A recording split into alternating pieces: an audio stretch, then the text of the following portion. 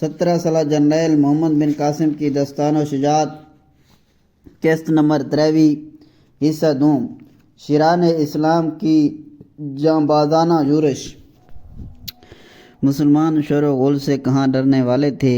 آج ایک ایک دو دو منجنیق بھی چاروں طرف لگا دی گئی تھی، مگر ابھی ان سے سنگ اندازی شروع نہ کرائی گئی تھی۔ ہندو حیران تھے، مسلمانوں کے خاموش کھڑے رہنے کی وجہ سے، اور حیرت سے دیکھ رہے تھے۔ مندر پر کھڑا ہوا جھنڈا گردش کر رہا تھا اور اس کے پھریرے چاروں طرف فصیل سے ملے ہوئے چکر لگا رہے تھے۔ یہ پھریرے اتنے عظیم و شان اور چوڑے تھے کہ ان کو دیکھنے سے ہیبت آتی تھی۔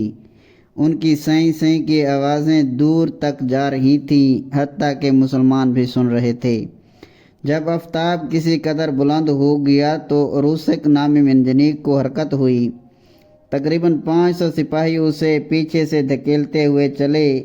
یہ منجنیق اچھا خاصا چھوٹا سا ایک قلعہ تھا، لکڑی کا بنا ہوا تھا، جس کی سامنے کی طرف اور چھت پر لوہے کی باریک چادر چڑھی ہوئی تھی۔ لوہے کے سپاٹ پہیے تھے اور اتنے اونچے تھے کہ ان کا قطر تقریباً 2 گز کے قریب تھا۔ یہ نہایت اونچی اور مضبوط منجنیق تھی اور اتنی بھاری کہ 500 آدمی بھی مشکل ہی سے اسے دھکیلتے تھے۔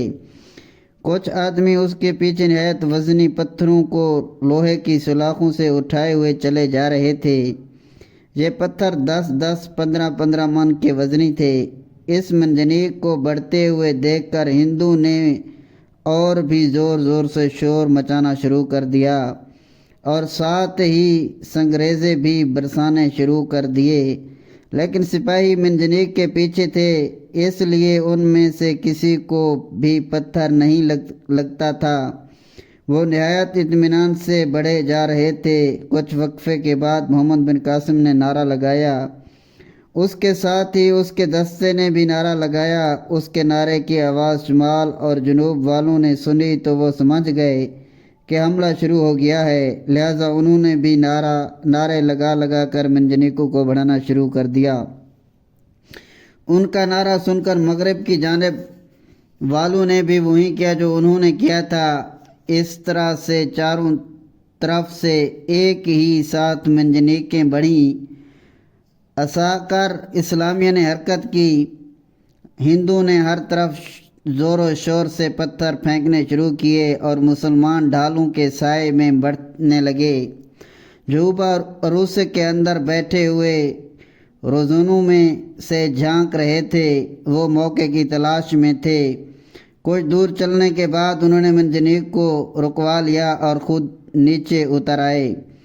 اب انہوں نے سنگ اندازی کی مشین کو درست کیا اور اس میں پتھر رکھنے کے لیے کہا۔ 15-20 آدمی نے مل کر ایک وزنی پتھر اٹھایا اور مشین میں رکھ دیا۔ چنانچہ 500 آدمی زنجیروں سے لپٹ گئے اور انہیں کھینچنے لگے۔ جب انہوں نے پوری طاقت صرف کی تب جا کر کہیں مشین کو حرکت ہوئی اور وہ تختہ جس پر پتھر رکھا ہوا تھا آگے پیچھے ہلنے اور بڑھنے لگا۔ یعقوبہ نے مندر کی شست کی اور تختہ کو اس طرف کر کے پھینکا۔ 10-15 من کا پتھر تختہ میں سے نکل کر فضا کو چیرتا ہوا شور کرتا لکڑی کے تختے کی مانند چلا۔ مسلمانوں نے دیکھنا شروع کیا اور ہندو بھی دیکھنے لگے۔ پھر فصیل پر پہنچا اور اسے عبور کر کے مندر کی طرف لپکا۔ مندر اور مسلمان اسے اڑ کر جاتے ہوئے دیکھنے لگے تھے۔ ہندو اور مسلمان اسے اڑ کر جاتے ہوئے دیکھنے لگے تھے۔ پتھر بڑے زور و شور سے جا رہا تھا۔ آخر وہ مندر کے کلش سے نیچے بڑے زور سے ٹکرایا۔ نہایت ہولناک طریقے پر تڑکے کی آواز ہوئی اور مندر کا وہ حصہ جس میں جھنڈا نصب تھا ٹوٹ کر گرا۔ اس کے گرتے ہی جھنڈا بھی اچھل کر قلعے کے اوپر ہی گر گیا۔ کئی آدمی مندر کے ملبے کے نیچے آ کر دب گئے اور دبتے ہی بغیر کوئی لفظ منہ سے نکالے مر گئے۔ اس اچانک واقعے سے ہندو حیران و پریشان ہو گئے۔ جب ان کی حیرت دور ہوئی تو وہ سخت غمزدہ ہوئے۔ جب دیپل کا قلعہ بنایا گیا تھا اسی وقت یہ جھنڈا بنا تھا۔